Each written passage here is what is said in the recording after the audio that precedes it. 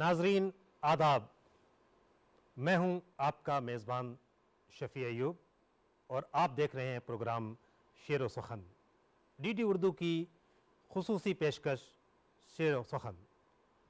शेर व सुखन में हम आपके लिए लेकर आते हैं उर्दू शायरी के चमन से कुछ ताज़े गुलाब, वो ताज़ा गुलाब खुशबुओं से लबरेज़।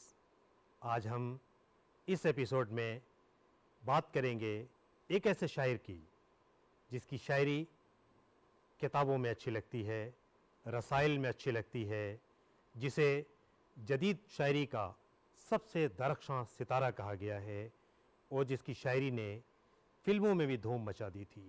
मेरी मुराद है कुंवर अखलाक मोहम्मद खां शहरयार। शहरयार जिन्हें एकेडमिक्स की दुनिया में प्रोफेसर कुंवर अखलाक मोहम्मद खां के नाम से जाना गया और शेर व शायरी की दुनिया में जिन्हें शहरयार के नाम से जाना गया। शहरयार एक मर्तबा अलीगढ़ पहुँचे तो फिर अलीगढ़ के ही होकर रहे। शहरयार अलीगढ़ मुस्लिम यूनिवर्सिटी में उर्दू के उस्ताद थे। प्रोफेसर की हैसियत से शोबे उर्दू से रिटायर हुए। शहरयार की किताबें, शहरयार के गज़लें और शहरयार की नज़में असर-ए-नौ। शहरयार उन शायरों में हैं जिनको 10वीं जमात से एमए की निसाब तक पढ़ाया जाता है। शहरयार उन शायरों में हैं जिनके बग़ैर 1960 के बाद की शायरी का कोई ज़िक्र मुमकिन नहीं है। जदीद शायरी का कोई तसव्वुर शहरयार के ज़िक्र के बग़ैर नहीं किया जा सकता है। देखिए, मैंने तो उनसे मुलाकात की जब मैं अलीगढ़ पहुंचा सन 66 में। तो एक तरीके से मैं बहुत जूनियर था, लेकिन वो बहुत सीनियर थे हमसे। लेकिन तब से मैं उनको जानता हूँ और अलीगढ़ पहुँच के शहरयार के ज़रिए से मैंने एक नई दुनिया देखी, एक जदीद दुनिया देखी, नई तशबीहें सुनी शायरी में। और धीरे धीरे करके जो पूरा एक अलीगढ़ का एक तरक्की पसंद उर्दू माशरा था, उससे मुझे आशनाई हुई। और शहरयार उसमें सबसे यंगेस्ट थे, तो उनसे एक हमारी क़ुर्बत हुई। और मुझे लगता है शहरयार से एक जो हमारा रिश्ता उस वक्त बना जब उनकी किताब इसमें आज़म आई थी, तो वो बहुत गहरा रिश्ता था और आज तक वो किताब हमारे साथ रहती है। उनके हाथ का लिखा हुआ काफ़ी उसमें कलाम भी दर्ज है। और शहरयार ने मुझे एक तरीके से सोचना सिखाया, महसूस करना सिखाया। और जब मैं अलीगढ़ पहुंचा, अलीगढ़ से जब मैं कलकत्ते गया और कलकत्ते से जब मैं बम्बई पहुंचा, तो शहरयार की शायरी मेरे साथ चली। और मेरी पहली फिल्म जो थी गमन, उसमें शहरयार का कलाम था, सीने में जलन आँखों में तूफ़ान सा क्यों है, इस शहर में हर शख्स परेशान सा क्यों है। उसके अलावा अजीब सानेहा मुझ पर गुज़र गया यारों, मैं अपने साये से कल रात डर गया यारों। तो शायरी जो थी शहरयार की, वो सही मानों में एक शहर की शायरी थी, शहर के यार की शायरी थी, शहर के दोस्त की शायरी थी, शहर के हमदर्द की शायरी थी। और उस शायरी को लेके आज भी जो आने वाली नस्लें हैं वो सोचती हैं, महसूस करती हैं। उसमें भावुक होने से ज़्यादा फ़िक्र की कैफियत थी। एक फ़िक्र में आपको मुब्तला करती हैं। और वो फ़िक्र ऐसी है कि जब आज पेंडेमिक में जब लॉकडाउन हुआ और जो लोगों ने कूच की वहाँ बम्बई से, तो उसमें शहरयार की शायरी और गमन का पूरा एक मैसेज उभर के सामने आया। तो शहरयार की शायरी में एक अजीब तरह का एक ज़िंदगी से जुड़ने का, ज़िंदगी से जूझने का जज्बा मिलता है। हम पढ़ रहे थे ख्वाब के पुर्ज़ों को जोड़ के, हम पढ़ रहे थे ख्वाब के पुर्ज़ों को जोड़ के, आधी नीयत तिलिस भी रख डाला तोड़ के। ये कलाम है शहरयार का। आइए सुनते हैं बहुत ही खूबसूरत तरन्नुम के साथ, खूबसूरत मौसीक़ी के साथ शहरयार का ये कलाम।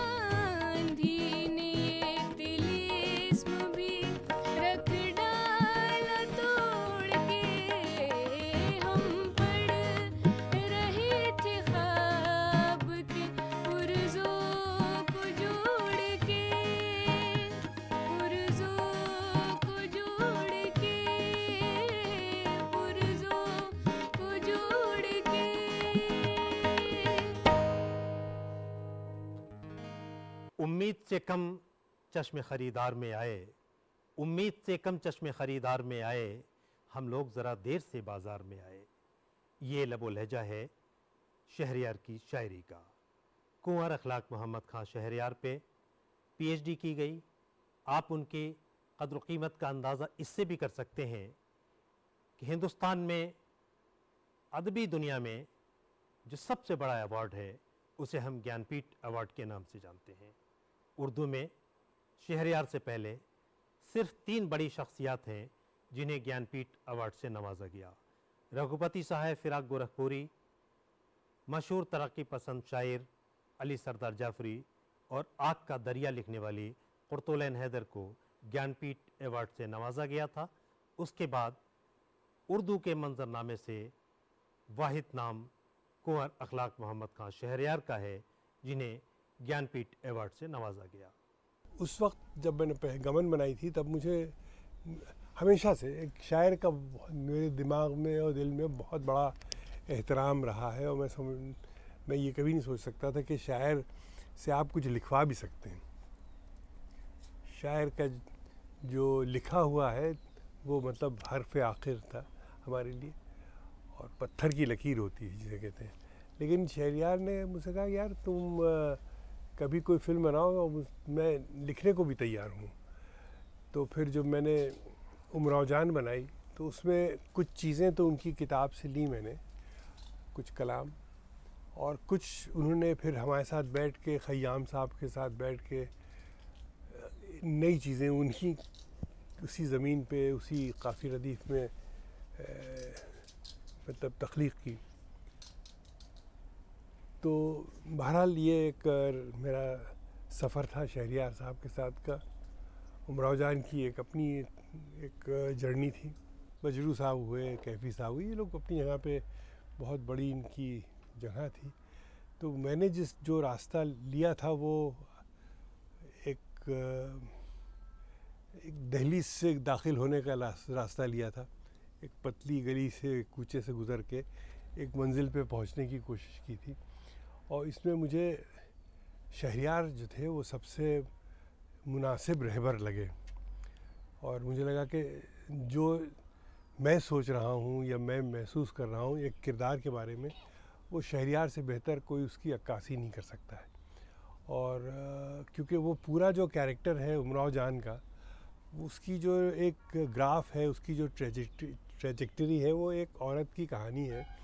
बचपने से लेके एक मासूम असहाय लड़की किस तरीके से वो मतलब ज़ाहिर है अपनी मर्ज़ी के ख़िलाफ़ ला के बेच दी जाती है, और फिर वो उसकी एक नई ज़िंदगी शुरू होती है, और जिसमें वो ज़ाहिर है समझौता करती है, लेकिन समझौते के साथ साथ उसमें एक सृजनात्मक भी भावना है, क्रिएटिविटी है, तख्लीक़ का एक मादा है, जिसको वो ढूंढ के निकल के आता है उसमें से, मौसीक़ी के ज़रिए से, शायरी के ज़रिए से, और अदब तहज़ीब जो होती थी वहाँ पर उस दौर में, उस तरह के माशरे में। तो मुझे लगा कि अगर मैं इसकी मतलब मैं जैसे ये एक तरीके से नगीना होता है ना, उसको धीरे धीरे करके उसकी जो जड़ाव उसका होता है वो बहुत ही सुकून से होता है। उसके लिए मुझे एक ऐसा शख्स चाहिए था जो मेरे साथ एक होके, मेरे साथ रह के घर पे हम लोग ये कुछ कर सकें। तो मुझे लगा शहरयार से बेहतर कोई नहीं होगा, और शहरयार की कुछ ऐसी शायरी मेरी निगाह से गुज़री थी जिसने मुझे कहा कि यही मंजिल है, इसी पे लाके इसको फाइनली खड़ा करना है।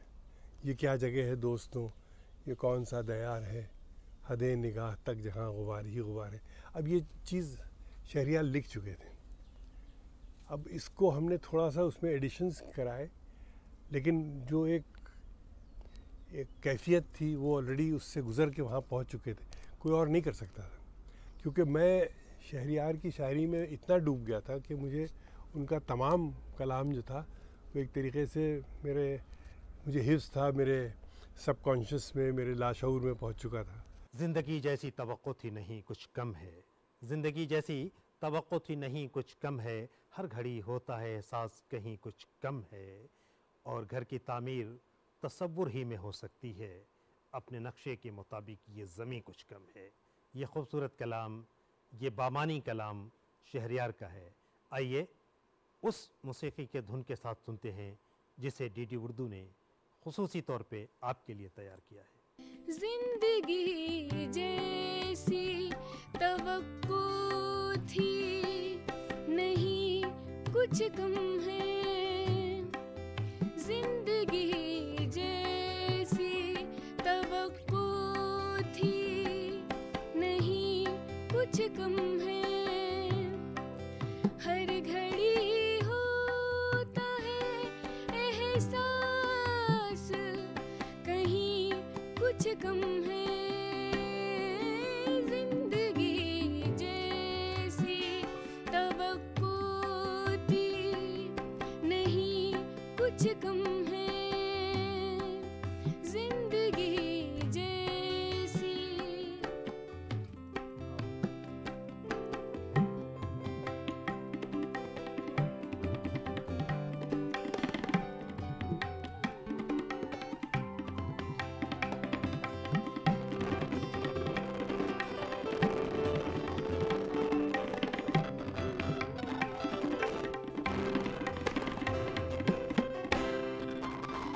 की तामीर तसव्वुर ही में हो सकती है। घर की तामीर तसव्वुर ही में हो सकती है। अपने नक्शे के मुताबिक ये ज़मीं कुछ कम है। अपने नक्शे के मुताबिक ये ज़मीं कुछ कम है। हर घड़ी होता है एहसास कहीं कुछ कम है। जिंदगी जैसी तवक्को थी नहीं कुछ कम है। जिंदगी जैसी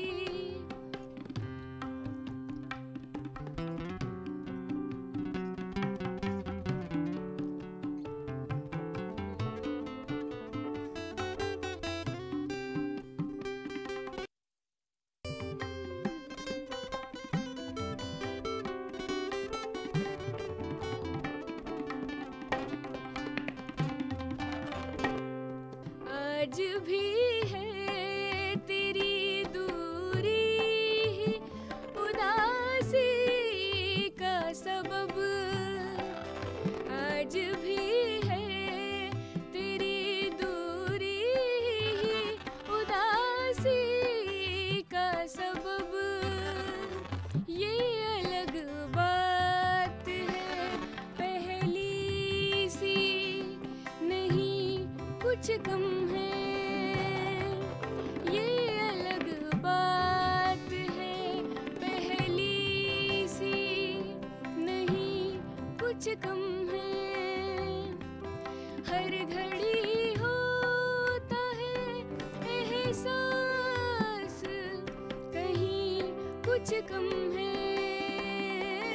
जिंदगी जैसी तवक्को थी नहीं कुछ कम है। जिंदगी जैसी तवक्को थी नहीं कुछ कम है। नहीं कुछ कम है। नहीं कुछ कम है।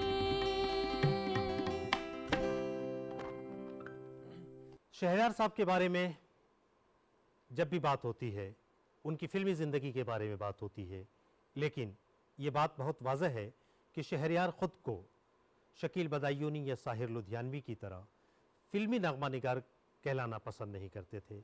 यही वजह है कि मुज़फ़्फ़र अली के कहने पे उन्होंने फ़िल्मों के लिए नगमे दिए, और वो नगमे भी ऐसे थे कि दिल चीज़ क्या है आप मेरी जान लीजिए, बस एक बार मेरा कहा मान लीजिए, इस अंजुमन में आपको आना है बार बार, दीवारों दर को गौर से पहचान लीजिए। उमरा जान के ये नगमे हैं जो सबके दिलों पे राज करते हैं। लेकिन शहरयार ने फिल्मी नगमा निगारी को अपने लिए पसंद नहीं किया।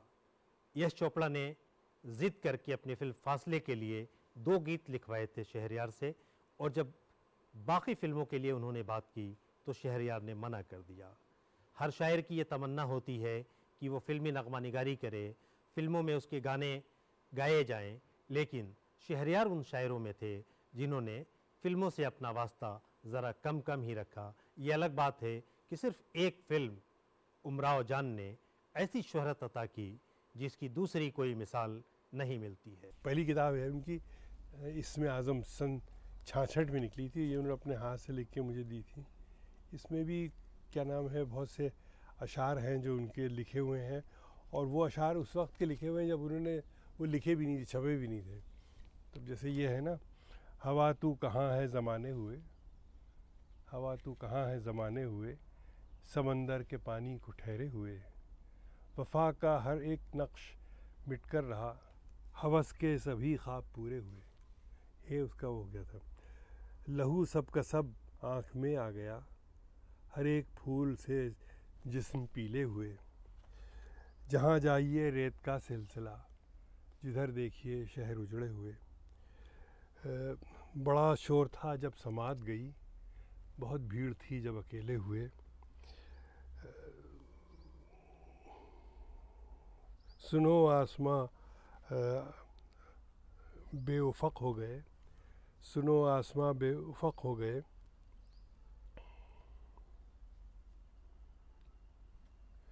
अंधेरे घने और गहरे हुए, अंधेरे और घने, अंधेरे घने और अंधेरे हुए। सुनो अपनी ही बाज़गश्तें सुनो, करो याद अफ़साने भूले हुए। मनाज़िर बहुत दूर बहुत पास थे, मगर आईने सारे धुंधले हुए। तो इनका कलाम जो है वो मतलब इनके कलाम के साथ तो मैं एक तरीके से मैंने आँखें खोली, दुनिया देखी, और मैं समझता हूँ बहुत से लोगों ने इन दुनिया को शहरयार की निगाहों से देखा है, और हमने दुनिया को मतलब शहरयार की निगाहों से देखा है। तो एक कलाकार का शायर था वो, सिर्फ शायर नहीं था, वो एक कलाकारों का है। जो बुरा था कभी अब हो गया अच्छा कैसे, वक्त के साथ मैं इस तेज़ी से बदला कैसे। ये कलाम है शहरयार का। आइए सुनते हैं खुसूसी धुनों के साथ। जो बुरा था वही अब हो गया अच्छा कैसे, जो बुरा था वही अब हो गया अच्छा कैसे। वक्त के साथ में इस तेजी से बदला कैसे, जो बुरा था वही अब हो गया अच्छा कैसे, जो बुरा था कभी।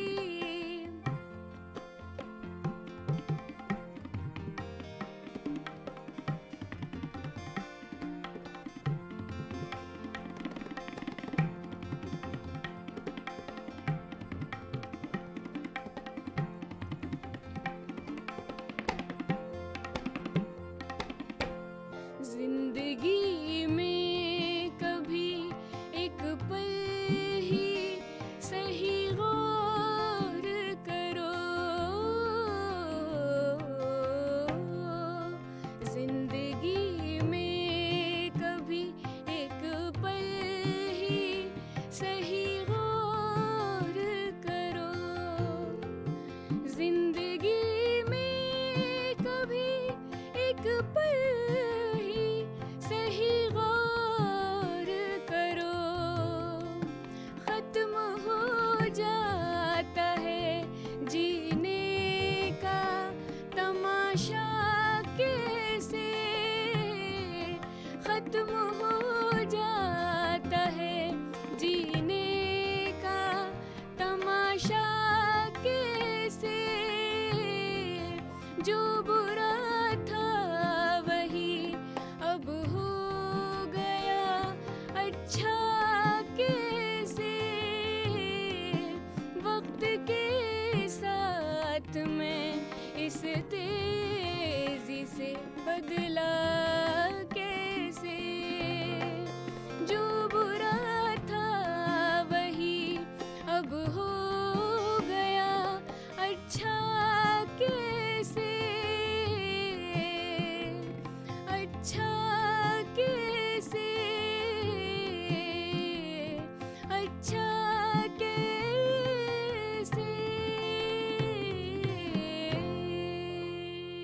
शहरयार ने कभी कहा था, सीने में जलन आंखों में तूफान सा क्यों है, सीने में जलन आंखों में तूफान सा क्यों है, इस शहर में हर शख्स परेशान सा क्यों है।